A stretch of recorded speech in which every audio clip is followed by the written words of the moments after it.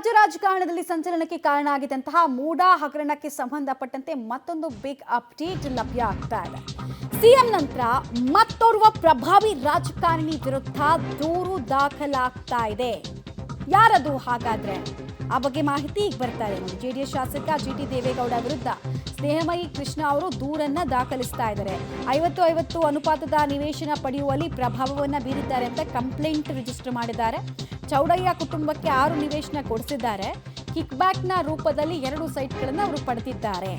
ಮಗಳು ಅನ್ನಪೂರ್ಣ, ಅಳಿಯ ವಿಶ್ವೇಶ್ವರಯ್ಯ ಹೆಸರಿಗೆ ಜಂಟಿ ಕ್ರಯವನ್ನ ಮಾಡಿಸಿದ್ದಾರೆ ಅನ್ನೋ ಆರೋಪ ಸದ್ಯಕ್ಕೆ ಜಿಟಿ ದೇವೇಗೌಡ ವಿರುದ್ಧ ಇದೆ. ಸಿಎಂ ಪ್ರಕರಣದ ಜೊತೆಗೆ ಇದನ್ನೂ ತನಿಖೆ ಮಾಡಬೇಕು ಅಂತ ಅವರು ಮನವಿಯನ್ನ ಮಾಡ್ಕೊಳ್ತಾ ಇದ್ದಾರೆ. ಆರಂಭಿಕ ಹಂತದಲ್ಲೇ ಪ್ರತಿಯೊಬ್ಬರು ಕೂಡ ಅಂದ್ರೆ ಮೈಸೂರಿನ ಮೂಡಾ ರಿಲೇಟೆಡ್ ಆಗಿ ಯಾರೇ ಮಾತಾಡೋದಾದ್ರೂ ತುಂಬಾ ಸಾಫ್ಟ್ ಆಗಿ ಮಾತಾಡ್ತಾ ಇದ್ರು.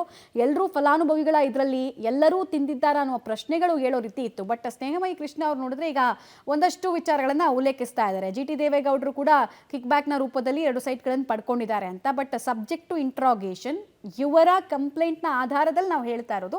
ಜಿಟಿ ದೇವೇಗೌಡ ವಿರುದ್ಧ ಕೂಡ ಅಂಥದ್ದೊಂದು ಗಂಭೀರ ಆರೋಪ ಕೇಳಿಬಂದಿದೆ. ಇವ್ರು ಪ್ರೊಡ್ಯೂಸ್ ಮಾಡಿರುವಂತಹ ಡಾಕ್ಯುಮೆಂಟ್ ಏನು ಹೇಳುತ್ತೆ, ಪ್ರಭಾವ ನಿಜಕ್ಕೂ ಆಗಿದೆಯಾ, ಯಾವ ಸಂದರ್ಭದಲ್ಲಿ ಆಗಿರೋದಿದು, ಇವರ ಪಾತ್ರ ಏನು, ಎಲ್ಲವೂ ಕೂಡ ಈಗ ತನಿಖೆಗೆ ಒಳಪಡಬೇಕಾಗಿದೆ. ಸ್ನೇಹಮಯಿ ಕೃಷ್ಣ ಕಡೆಯಿಂದ ಮತ್ತೊಂದು ದೂರು ದಾಖಲಾಗ್ತಾ ಇದೆ.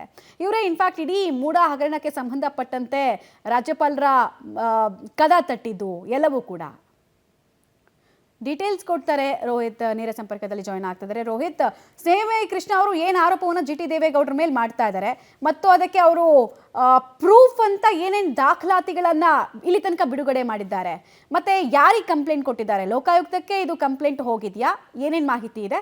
ಮಮತಾ, ಮೂಡಾ ಹಗರಣದ ವಿಚಾರದಲ್ಲಿ ಸಿದ್ದರಾಮಯ್ಯನವರ ಹೆಸರು ದೊಡ್ಡದಾಗಿ ಕೇಳಿಬಂದಿತ್ತು. ಇದರ ನಡುವೆ ಕೂಡ ವಿಪಕ್ಷಗಳು ಕೂಡ ಸಿದ್ದರಾಮಯ್ಯನವರ ವಿರುದ್ಧವಾಗಿ ಮುಗಿಬಿದ್ದಿತ್ತು. ಇದಾದ ಬಳಿಕವಾಗಿ ಇದೀಗ JDSನ ಶಾಸಕರಾಗಿರುವಂತಹ ಜಿಟಿ ದೇವೇಗೌಡರ ಮೇಲೆ ಸ್ನೇಹಮಯಿ ಕೃಷ್ಣ ಅವರು ಗಂಭೀರವಾದಂಥ ಆರೋಪ ಮಾಡಿ ಲೋಕಾಯುಕ್ತಕ್ಕೆ ದೂರನ್ನು ಕೂಡ ಇದೀಗ ಸಲ್ಲಿಕೆ ಮಾಡಲಾಗಿರುತ್ತದೆ. ಅಂದರೆ ಚೌಡಯ್ಯ ಎಂಬುವರ ಜಮೀನನ್ನು ಏನು 50-50 ಅನುಪಾತದಲ್ಲಿ ಏನು ಮೂಡಾಕ್ಕೆ ಕೊಟ್ಟು ಅದಾದ ಬಳಿಕವಾಗಿ 6 ನಿವೇಶನಗಳನ್ನು ಚೌಡಯ್ಯ ಅವರಿಗೆ ಕೊಟ್ಟಲಾಗಿದೆ ಅಂತ ಹೇಳಲಾಗ್ತಿರುವಂಥದ್ದು. ಅದರಲ್ಲೂ ಪ್ರಮುಖವಾಗಿ ಈ ಒಂದು ಜಮೀನು ಲಿಟಿಗೇಷನ್ ಅಲ್ಲಿ ಇತ್ತು. ಅಂದರೆ RTCಯಲ್ಲಿ ಸರ್ಕಾರಿ ಜಮೀನು ಅಂತ ಇತ್ತು. ಆ ನಿಟ್ಟಿನಲ್ಲಿ ಇದನ್ನು ಕೋರ್ಟ್ಗೆ ಸಹ ಹಾಕೊಳ್ಳಲಾಗಿತ್ತು. ಆ ನಡುವೆ ಕೂಡ ಈ ಒಂದು ಜಮೀನನ್ನು ಮೂಡಾ ಹೇಗೆ ಅಕ್ವೈರ್ ಮಾಡ್ಕೊಳ್ತು, ಬದಲಿಗೆ 6 ಸೈಟ್ಗಳನ್ನು ಚೌಡಯ್ಯ ಅವರಿಗೆ ಹೇಗೆ ಕೊಡ್ತು ಅನ್ನೋ ನಿಟ್ಟಿನಲ್ಲಿ ಪ್ರಶ್ನೆ ಮಾಡಲಾಗಿರುವಂಥದ್ದು. ಇದು ಜಿಟಿ ದೇವೇಗೌಡರ ಹಸ್ತಕ್ಷೇಪದಿಂದಾಗಿ ಕೂಡ 6 ಸೈಟ್ಗಳನ್ನು ಚೌಡಯ್ಯ ಅವರಿಗೆ ಕೊಡಲಾಗಿದೆ.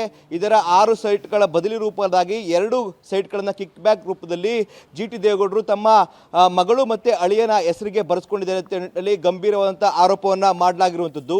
ಆ ನಿಟ್ಟಿನಲ್ಲಿ ಒಂದಷ್ಟು ಡಾಕ್ಯುಮೆಂಟನ್ನು ತೆಗೆದುಕೊಂಡು ಸ್ನೇಹಮಯಿ ಕೃಷ್ಣ ಅವರು ಇದೀಗ ಲೋಕಾಯುಕ್ತಕ್ಕೆ ದೂರನ್ನು ಕೊಟ್ಟಿದ್ದಾರೆ. ಜೊತೆಗೆ ಎಂದರು ಸಿದ್ದರಾಮಯ್ಯನವರ ಕೇಸ್ ಏನು ತನಿಖೆ ಆಗ್ತಾ ಇದೆ, ಆ ಒಂದು ಕೇಸ್ನ ತನಿಖೆಯಲ್ಲೂ ಕೂಡ ಇದನ್ನು ಸೇರಿಸಿಕೊಂಡು ತನಿಖೆ ಮಾಡಬೇಕು.